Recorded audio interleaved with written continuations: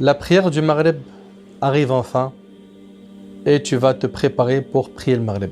Dans le cas où tu jeûnais, romps d'abord ton jeûne avec de l'eau, des dattes, puis fais des invocations. Anas radiallahu anhu rapporte, le prophète sallallahu alayhi wa sallam avait l'habitude de rompre son jeûne en mangeant quelques dattes fraîches avant d'accomplir la prière. À défaut de disposer de dattes fraîches, il prenait des dattes sèches. Sinon, il se contentait d'avaler quelques gorgées d'eau rapportées par Abu Daoud et Tirmidhi. Également, je te recommande dater la rupture de ton jeûne, car c'était la pratique du prophète alayhi salatu wassalam. Et le bien, tout le bien se trouve dans la sunna de notre bien-aimé sallallahu alayhi wa sallam. Selon Sahl ibn Sa'd radiyallahu anhu, le prophète sallallahu alayhi wa sallam a dit: les gens ne cesseront de bien se porter tant qu'ils hâteront la rupture du jeûne rapportée par Bukhari et Muslim. Il y a des gens malheureusement qui, au moment de la rupture du jeûne, ils attendent que le adhan de la radio se termine complètement. Ça vient d'où ça? Ou d'autres, ils attendent qu'il dit Ashhadu an la ilaha illallah, ashhadu anna Muhammadan rasulullah. Ça vient d'où? Hâte-toi donc de rompre le jeûne dès que le Maghrib entre. Et selon Abu Hurayra radiyallahu anhu, le prophète sallallahu alayhi wa sallam a dit, Allah puissant et majestueux a dit: mes serviteurs préférés sont ceux qui se hâtent de rompre le jeûne rapporté par Tirmidhi.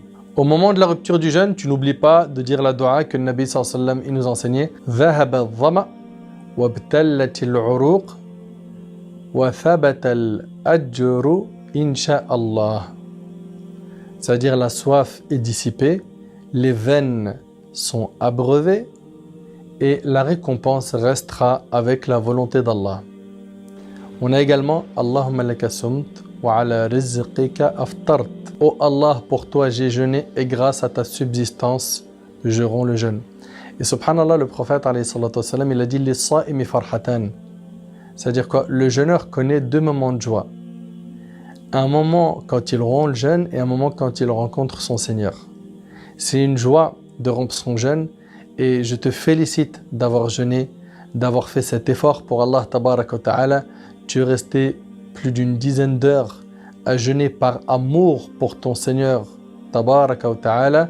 C'est une très grande chose. Tu as fait ces invocations-là, je te recommande de faire un peu plus de dua. Pourquoi? Parce que dans le hadith rapporté par l'imam al-Bayhaqi, le prophète sallam nous enseignait que 3 invocations sont exaucées, parmi elles l'invocation du jeûneur au moment de la rupture du jeûne. Pense à invoquer Allah. C'est vrai que quand on entend le adhan, tout de suite on se précipite, les dates, l'eau, les briques, la shorba. Après bon, ça dépend. D'autres vont manger autre chose, mais quoi qu'il en soit, profite de ce moment. Pourquoi? Pour te recueillir un petit peu, pour invoquer Allah subhanahu wa ta'ala, pour lui demander d'accepter ton jeûne, d'accepter tes efforts, de bénir ta famille, de te protéger, de t'accorder une bonne faim, de t'accorder la guidée, la piété, de dissiper tes soucis, de remplir ton cœur de iman, de foi. Et d'ailleurs, par rapport à l'invocation, Inch'Allah, je t'en parle dans la prochaine vidéo. Sois super attentif, car malheureusement, il y a beaucoup de gens qui ont le cœur distrait pendant l'invocation. Il y a beaucoup de gens qui ne connaissent pas les protocoles à respecter pour pouvoir invoquer Allah Azza wa Jal. Je t'invite donc à me suivre tout au long de la série jusqu'au bout, car, bi'idhnillah, tu vas en apprendre beaucoup.